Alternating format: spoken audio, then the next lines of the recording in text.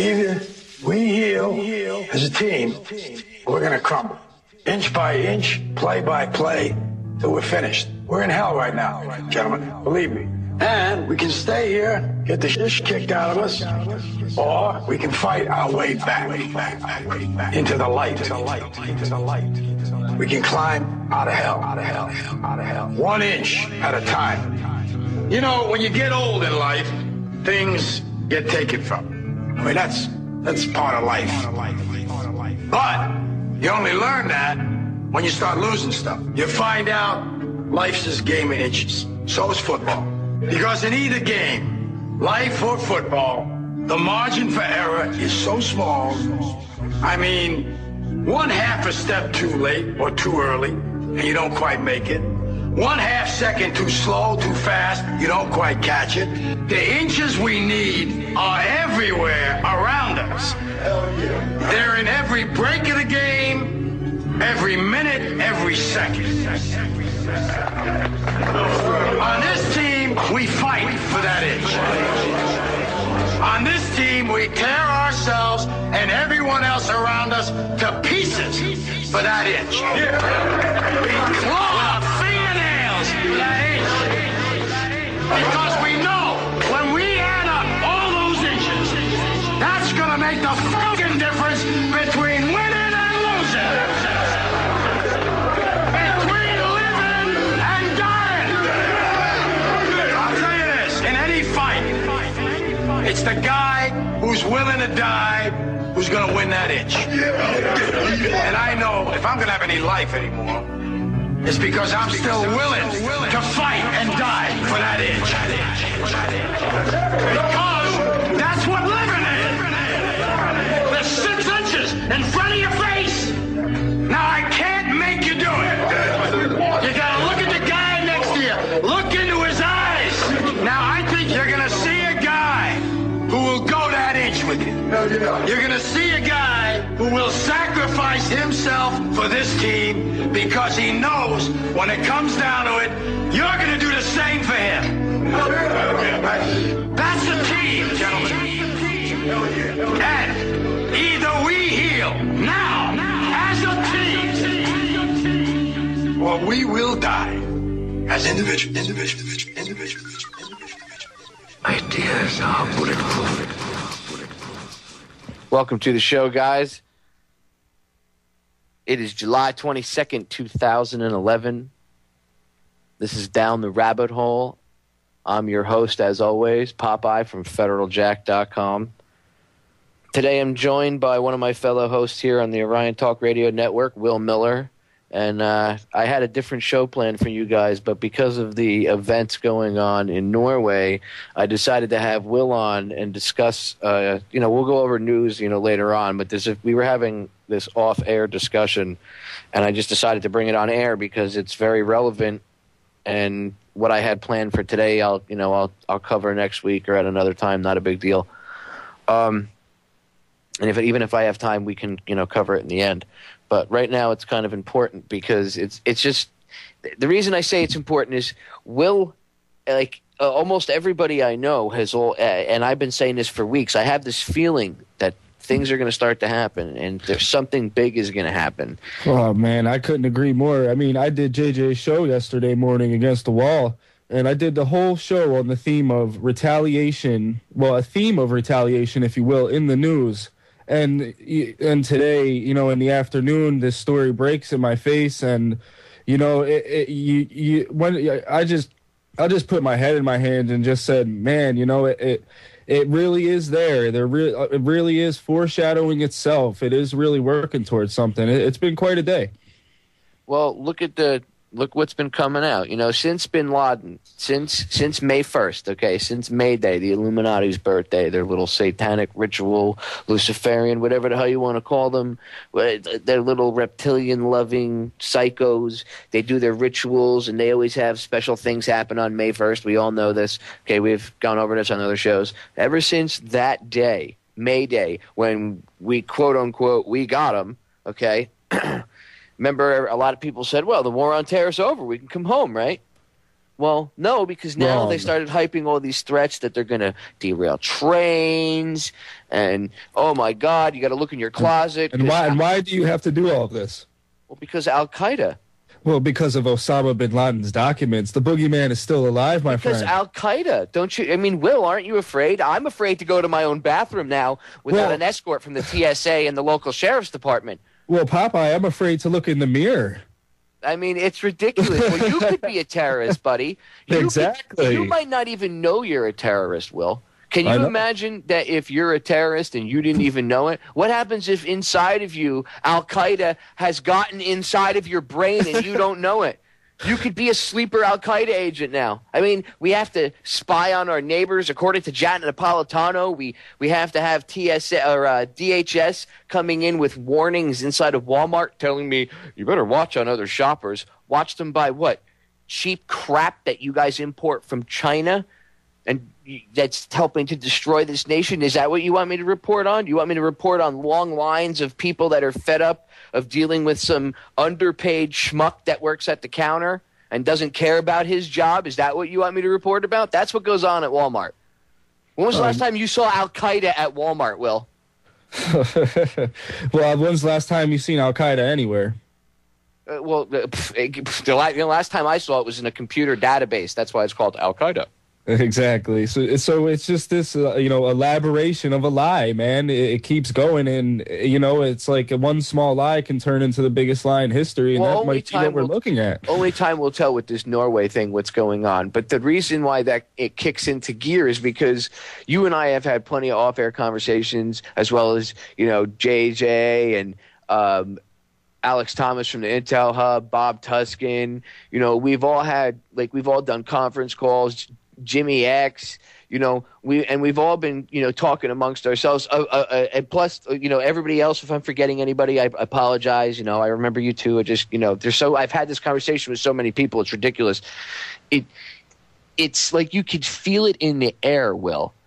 And when you watch the TV, ever since they quote unquote killed bin Laden, they've been pushing this fear, and the fear is the key. That is their ultimate weapon. The fear is the ultimate weapon, okay? It's not the bombs, the bullets, the destruction, the death. It's the fear. The fear. Because with fear, they can control people. They can get people to do things that they normally wouldn't do. When people are thinking rationally, they don't do stupid things. But when you're afraid and you're not thinking with your brain, you're thinking with your flight or fight syndrome, you're not going to be paying attention. Dr. Bruce Lipton really talks about this. And I'm trying to actually arrange to have him on one of my shows in the future. But some people wrongly group him in with the quote-unquote New Age movement, and that's not really what Bruce Lipton talks about. Okay, if you go check him out, he could better explain what I'm talking about, a little more maybe esoterically or scientifically, and you'll understand it a little better. But they want us to be afraid. That's the atmosphere they need. They need this huge, thick wave of fear. Look, I've said before, the universe and even mainstream science is admitting that the universe runs on two basic frequencies because we're all vibrational energy people. Okay, everybody, I'm sure we all understand that at a basic level, we're all energy. If you don't understand what I mean, go check out atoms or hollow, everything else, blah, blah, blah, blah, blah. Go do some research. Anyway, the universe operates on two frequencies, fear and love. Love is this high, fast, excited frequency, and fear is this slow, woo, woo frequency. And that's what they keep putting out. Look at Fox. Look at CNN. Look at MSNBC. Every channel is the same. How many times have I said before, whenever you have all the mainstream scumbag media news networks, ABC, CBS, when they're all spouting the same crap, they're talking points memos. Even Alex Jones has talked about this for years. They have talking points that they are told to repeat. When you have three different news networks, and I'm doing air quotes when I say that, when you have three different news networks, and they're all, or if you want to include ABC, CBS, and the rest of them too, more than that, okay, they all say the same thing. It's because they're being told to say that. You know, when their crap will coincides with the anti-gun lobby about like Adam ADL Gadon and his video to go to gun shows. Come on. Well, dude, I challenge anybody out there to just look at any articles from July 19th to July 21st, and you'll see a large theme of retaliation and retaliatory events. Exactly. They've been hyping this. Yeah, and you know, once it comes to the point that they know that this information is being organized people and how are You're they? right. You're right. They do see that it's being effective. We're going to break. We're going to expand on that when we come back, Will. Stay tuned, guys. We'll be right back. Check out the radio station's new page, RyanTalkRadio.com. We'll be right back. With the enemy, a presidential terrorist. Ain't that a contradiction? I guess it goes to show the truth is stranger than fiction. But they don't even show the truth when soldiers are missing.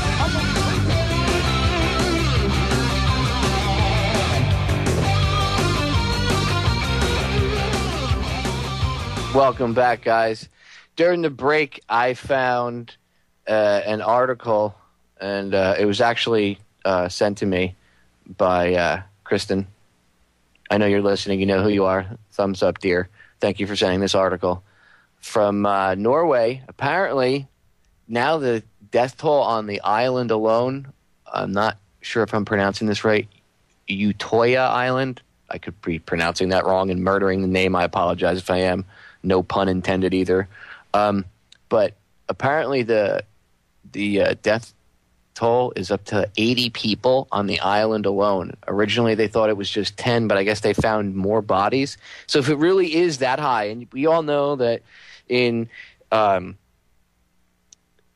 situations like this, attacks and stuff, reporting on the number of dead right off the bat is not really a good thing to do. That's to me, that's bad journalism.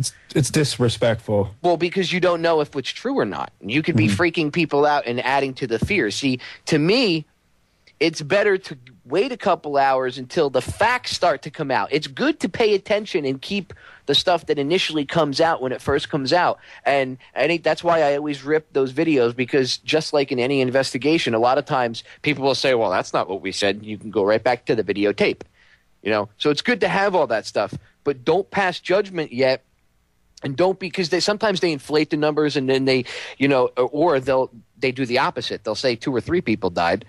And it'll be, in this case, apparently, Reuters is reporting that it's somewhere around 80 just on the island alone. Now, if it's 80 people, I ask you, how was one guy, one dude with a gun, able to take out 80 people? Well, what I've noticed the most is that they're harping on the nationality and the Yeah, he's a white guy. Yeah, that seems to be the thing I'm picking up on the most. And what did DHS just say? They just came out with a video, thanks to Alex from the Intel Hub, because he's the one that found it and put it online for everybody to see, and it went viral. Mm-hmm. And it's pretty much white people, white middle class Americans are terrorists, so you better watch your neighbors. Yeah, well, I mean, this is we saw this coming so far down the line that it's not even funny. I mean, it's really like turning the page in a book you already read. Did you see the video? It's horrible. There's a white guy. It starts off. He's in the jumpsuit he's got the beanie on his head, and he spray paints black spray paint over a camera, and then just tosses the can like, whoa, oh, because if a terrorist, and I'm doing air quotes, if a terrorist is going to do something and doesn't want to get caught, throwing the can idly right next to where you just spray painted below the camera, no, that doesn't attract any attention. Nice acting, DHS. Who wrote your scripts? Seriously, does Napolitano write her own scripts? Because this is ridiculous. Well, dude, I mean, Brad Meltzer could possibly even be writing them. Well, that's true. He does work. But I think he would be a little more original. The guy, after all, does have some books. Yeah, would actually probably have more of an original tone. This stuff is just ridiculous, Will. I mean, it's like, did you see the other ones from a couple months ago? Actually, you might have a problem seeing them, because I had them up on one of my channels that got torpedoed recently. But they were up for probably about 6 or 7 months, where it was the See Something, Say Something campaign. And one of them was filmed in a hotel, which is where they had Bilderberg the last time it was here in Chantilly, Virginia. And they filmed it at the same hotel that they had the Bilderberg meeting in. But the maid goes in and she walks in and there's like bomb-making equipment all over the room. And then you know how, of course, in the movies, every terrorist has a little newspaper clipping of why he's motivated to kill. Now, remember, this is important because Sirhan, when he, quote-unquote, shot Bobby Kennedy, had a newspaper clipping in his pocket about the sale, about Bobby Kennedy saying that he would sell jet fighters to Israel. Okay, and that's, quote-unquote, the reason why Sirhan shot Bobby Kennedy. Carefully placed. Now, flash forward years, okay, and here you go in this video, this DHS propaganda video, a newspaper clipping on the table. And what's on the newspaper clipping? What is the newspaper clipping about? The newspaper clipping is about the 9/11 first responders not getting health care. Do you see the correlation in what they're trying to tell you? They're trying to tell you that if you care that guys that risk, and men and women that risk their lives so that others may live, okay? And I was a firefighter for 6 years, and we were waiting to go to Ground Zero. We were all staged in New Jersey over at Giant Stadium waiting for them to bring people out. I've said this on air before. We were going to start shuttling people in ambulances and everything. It was just a very weird day. I helped out with the Red Cross. I brought stuff down to the first responders. Those people were heroes, okay? I was a first responder that day, and I don't even consider myself near where these people were in the realm that these people are. And they're trying to tell you that if you care about them getting health care and being taken care of like they should be, that you're a terrorist. That's the correlation they're trying to make. They're trying to make it like We Are Change and any other organization that cares about the first responders is a friggin' terrorist. Well, I mean, is this not, I mean, I looked at the numbers today, and again, we see 7/22/11. I mean, if you know anything about occult numerology, you pick up on that right away. If not, just look up gematria. I'm just like, I just get to this point where like it just seems like it's this huge puzzle, and we see more attacks on returning veterans, of course. We see more attacks on people who actually want to change things, and this is an attack on really the care of individuals. It's saying that you're a terrorist if you're trying to do something for somebody who is truly in need. You know what I mean? Well, it's basically what they're doing, yeah, and they're taking all that and they're putting that all into a simple thought, and they're programming that whole thought into your head just by putting that newspaper article in the shot in the right way and having the camera hover over it and have the bomb-making equipment all laying around the newspaper article. Look, yes, we understand it. It's predictable, and when you're awake to it, it's like, Jesus, you guys have really no originality whatsoever. I make fun of the trolls on YouTube all the time. When you go to one of their troll YouTube accounts, you click, they'll be making comments on a video, and you click on it, you go to the video or the account, and there's nothing there. The account was just made like sometimes within a matter of an hour, okay, and there's nothing uploaded. They have a couple favorites, and one of their videos is like somebody singing or playing a keyboard or something really stupid. There's no background images, nothing. Typical troll account, and they're all the same. No originality. They work from the same playbook. Well, when you're awake, yeah, it's obvious, but a lot of times, average Joe, average Jane, they don't pay attention to that stuff. They're not paying. That's why I made the video I made last night. In fact, it's this whole Norway thing again. That's why it was like red flag alert, was because of the whole. Last night I made a video that I've been wanting to make for like a month and a half. Okay, since they started doing it, but I wanted to wait because I wanted to see how long they would, drag it out. So I kept getting certain clips and throwing them into my video editor. And I threw a video together last night. I'll throw it in the chat room. And the title of it is Beware of a Possible False Flag Event. Media and Feds Pushing Fear for 10th Anniversary of 9/11. That's a great video, by the way. You really found some clips there that just prove without a shadow of a doubt that this is being foreshadowed 100%. Oh, they're throwing it in your face. You see, they have to. It's predictive programming. Okay,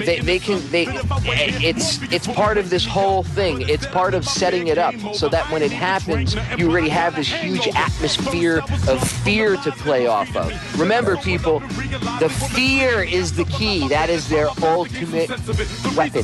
We'll be right back. Now I realized that Uncle Sam was not befriending me. He was only using me. Don't fear. The enemy, a presidential terrorist. Ain't that a contradiction? I guess it goes to show the truth is stranger than fiction. But they don't even show the truth when soldiers are missing. I'm only trying to show words have power, but actions speak louder. Pretend to be free till you die a slave, a soldier in the desert searching for a ghost in the cave. For the corporation, I run out of patience, sick of seeing troops sent to die for your lives, spending dollars in debt. We holler in protest till we have your arrest.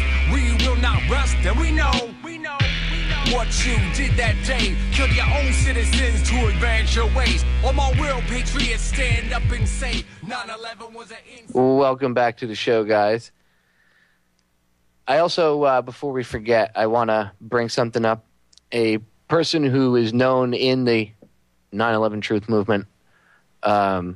He's I wouldn't say that he's a 9/11 quote unquote truther, but he is, I guess, a member of the truth community, and he is known in the truth community at least. Is a Dutch expert who was an expert witness. He was a demolition expert. His name was Danny Jowenko. I think I'm pronouncing his last name properly. He was Dutch. He lived in the Netherlands. He was killed within the past week. I believe it was last Saturday. He was killed in a single-car accident. And this guy is the guy that I forget who the researcher was who brought him the video and showed him Building 7, didn't tell him it was from 9/11, and they were recording it. And he said, what is this? And he said, oh, that's completely a controlled demolition. Look, and he breaks it all down on the video, and he's pausing it, and he's showing him. And then he tells the guy, yeah, this was 9/11. And he looks at him, and he says, really? Are you sure? This was 9/11? And he says, yeah. And he goes, well, what do you think? He says, that's still a controlled demolition. So here's this expert, controlled demolition expert. We're pushing for 9/11 truth. You're coming up on the 10-year anniversary, and this guy just happens to have a single-car accident where the dog that was in the car with him survived. So you guys can, decide on that one for yourself. As far as I'm concerned, that's shady. And without further evidence, I can't say I know that they killed him, but as a hunch, I think somebody was involved. Well, very reminiscent of the Sean O'Hare or Hoare, I guess you could say, story. Oh, yeah, the guy, the whistleblower for Murdoch, he says, I fear for my life. I think someone's going to kill me. And they find him dead in his apartment. Not suspicious. Yeah, it's not suspicious. That's not suspicious. But you should watch your neighbor, because your neighbor could be Al-Qaeda for buying, Well, dude, shampoo. they have yet to release how Sean Hoare died. I haven't found anything. Yeah, let me tell you something. To the average person, okay, when you're not a cop, an investigator with years of experience or training, and you see a situation and your alarm bells and flags and whistles in your head are going, when all your instincts are telling you something's wrong, something's wrong, something's wrong, and the cops go, there's nothing wrong, don't believe them. Okay? Right. Don't believe them. That's retarded. That's asinine to even contemplate that theory, Will, that nothing shady happened to this guy. I fear for my life. I fear for my life. Someone's out to get me. I think they're going to kill me. They find the guy dead, and the cops are like, nothing strange. It reminds me of Officer Barb Brady on South Park. Exactly, dude. Nothing to see here. Move it along. Either all the police are actually that stupid, or they're covering it up. And of course, it would have to be that it would be covered up. Yes, there are some police that are drones and are like Barb Brady, but they have to be covering something up. There's more to it than that. And of course, you got to wonder, should the police even be checking it out? After all, the head of Scotland Yard had to resign. Well, not one mainstream media news network covered it, as far as I know. But, like, you know, that's like the fox guarding the hen house. Yeah, well, yeah, exactly. Should you really be investigating? That's like allowing the federal government to investigate themselves on 9/11. Yeah, but I mean, think about it. I mean, if you watch the mainstream media and you know that it's mind control and you know what the events are moving towards, then you can obviously pick up on that snowball rolling. I think, you know, because like I said, you know, you made that the video last night, which was very, odd, given the events that happened today. You know, yesterday morning I did JJ Inc.'s show Against the Wall. I did the whole show on the theme of retaliation in the mainstream media and how it was leading to some event. So I think we were both picking up on this, man. Because you can see it, dude. I mean, that's the atmosphere they're trying to create. They're creating this fear vibe that everybody's got to be scared. The boogeyman's going to come get you. And now it's not the boogeyman isn't bin Laden anymore because he's dead. Now it's Anwar al-Awlaki, the American-born al-Qaeda. And in the clip, one of the last clips you see in the video, you see Napolitano talking to Wolf Blitzer. Well, that whole video, she says that he's wanted dead or alive. And this is yesterday. That's when the video clip was from that I used in the end, was from yesterday on CNN. So within the past 24 hours, Napolitano said on cable TV, that's broadcast all over the world, that here Anwar al-Awlaki is wanted dead or alive. And Wolf Blitzer sure made a point to get her to, own up to dead or alive. Kind of sounds familiar, doesn't it? Doesn't that sound like bin Laden wanted dead or alive from, George Bush himself? Dude, looking back on the bin Laden story, I can't help but laugh. That's such a farcity. I can't help but laugh, dude. Well, you see, what's going to happen is now they're admitting that it wasn't for Muslim terrorists. It's for you, me, and everybody else. And a lot of people are picking up, like, what the hell? White middle class Americans are going to blow themselves up because they're terrorists? What the hell? Okay, but you still have some of these idiots with this Islamophobia. Oh my God! Look, I don't agree with Sharia law. Okay, and I don't think the United States should change any laws, no cities, no counties, to, well, we have a lot of Muslims, so we have to, kind of go with them. No, you're coming to our country, you have to capitulate with our laws. Okay, that's the way this country works. My mother was an immigrant. My grandparents on my mother's side were immigrants. My father's relatives were immigrants dating back to before the Civil War. I have relatives that fought in the Civil War. And all the way up through have served through the military, including myself, okay? And every immigrant that came over here had to do things the proper way. When my mother came over here in the late, I think it was late 50s, she came over here early, I think it was late 50s, early 60s. She had to do everything. She understood English because they taught English. She came from the Netherlands, and she taught English, okay? So they teach it, or excuse me, she spoke English. She was taught English, I should say, and she spoke it as a second language after they were taught Dutch. They were taught right in school. But my grandmother didn't speak a lick of English. She had to, and when she died, she still had a pretty thick accent. But she was able to learn English well enough that she got a full-time job and ended up being in charge of the division that she worked for, this big company.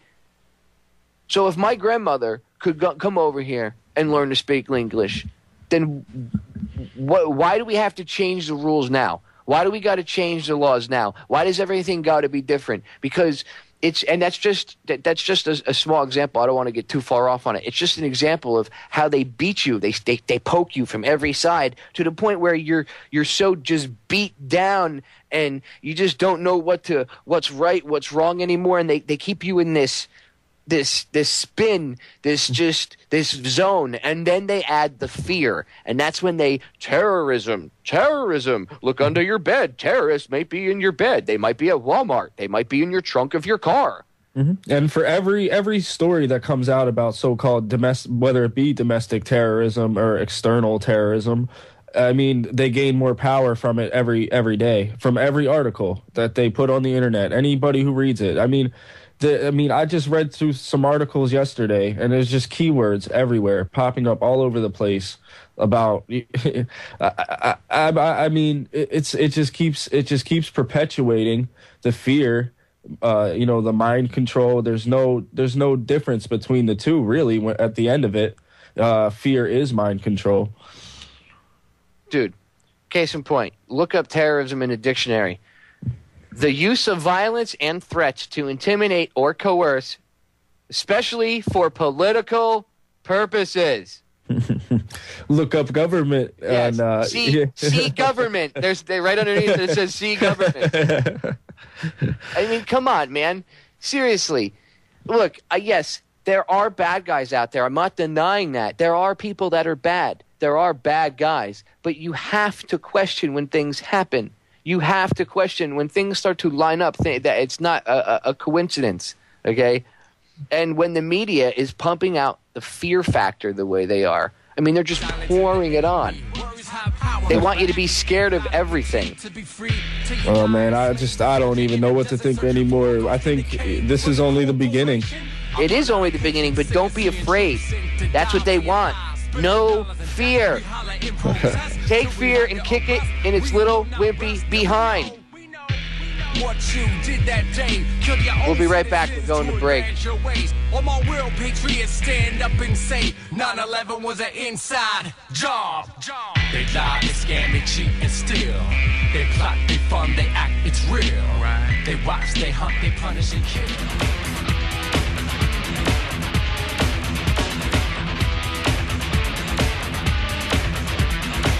Welcome back, guys. This is the final segment of the Friday, July 22nd, 2011 episode of Down the Rabbit Hole. Make sure to check out Will's show tomorrow, by the way. Will, what time are you going to be on? Saturday, 1 to 3 p.m. Eastern Time. The show is called Second Look. Come and join me and look at the big picture. What are you going to be talking about tomorrow? Tomorrow, I'll probably bring up a few things. Of course, I'm going to bring up Oslo. I'm going to tie it into the 2012 mind control theory that I've been working on, that at the exponential rate of mind control we're working at now, by the time of December 21st, 2012, people might just be so brainwashed to think that something will happen. Awesome. And joining us as well for the final segment is Jimmy X. Jimmy, are you with us? Hello, is this on? Hello. So you saw that terrorism commercial yourself, did you? Yeah, I did, actually. And, I saw it. What do you have to say about that, Jimmy? Well, here's the thing. A lot of people are looking at it and saying, I think what is the most obvious is that, look at that, they're portraying white middle-class Americans as terrorists, and I do believe that Mr. Napolitano actually does want us to believe that white middle-class Americans are potential terrorists. In fact, she came right out and said that several months back, if you recall. She said, if you believe in the Second Amendment and if you disagree with this, some of the points this administration are making, if you, have some sort of dislike for the man in the White House, the usurper-in-chief, if you cling to, your anti-abortion stance and so on and so forth, basically what she did was pretty much indict about half of the United States population. That's really what she did. You'd be referring to the infamous Mayak report. Yes, and of course, you know where that got its start from, right? The Southern Poverty Law Center, that bastion of goodwill and everything nice down in Georgia, right? It just happens to be connected to the ADL as well. Yeah, go figure. And isn't it interesting that the president of the ADL's grandson happens to be Adam Gadon? That's why I call him Adam ADL Gadon. Look at these connections, Popeye. What can we make of these things? I'm the crazy one. You're the crazy one. Will's the crazy one. We're all the Looney Tunes because we see the connections between this. Absolutely. That in a court of law, These people would be, if this were any of us, if the roles were reversed and this were us, we'd be locked up in the blink of an eye. Absolutely. Well, see, I think there's a bunch of things going on here. So just give me a second to kind of, if I may. I know Shoot it's your from the hip. show. Go right ahead. No, but go here's right the ahead. thing, and you guys feel free to jump in here with any commentary or whatever. But I think that the reason that the SPLC came out with that report and then Napolitano repeated it. Is to make sure that if white people aren't already paranoid, we will be. Okay? And that we got to start, because don't forget, we have this thing going on. If you see something, say something. Okay? So we have to be suspicious of everybody. So, if you keep showing ads like the one that we're talking about, and we keep, hammering people over the head that says, if you don't like Obama, President Obama. I can't even, it's very difficult for me, sorry. It's very difficult to use President and Obama in the same sentence. The fact. Without laughing. Right? Without laughing, right. I hate that. I mean, the salutation, just, I can't attach it to his name, but, the more they keep telling the majority of dopey Americans out there that those are the people we have to fear, the more people are going to start looking at people who say, things out of the ordinary and consider it to be out of the ordinary. Let's put it that way. And they're going to start calling and saying, my neighbor next door was outside yesterday and they were saying that they don't like Obama. They were saying that he's a communist and he's a socialist and he's redistributing the wealth. Just look at that bogus Pigford case. He was talking about some Pigford case. 33,000 black farmers turned into 300,000 black people just with their hands out. And he put billions aside for these bogus claims. Didn't even check these people out. It's redistributing the wealth. Okay? But we're supposed to ignore all that. So if you question it, you're a potential terrorist. But see, if Bush did that, they'd be all... this is what kills me. You get these, where's Code Pink when it comes to the Libyan war?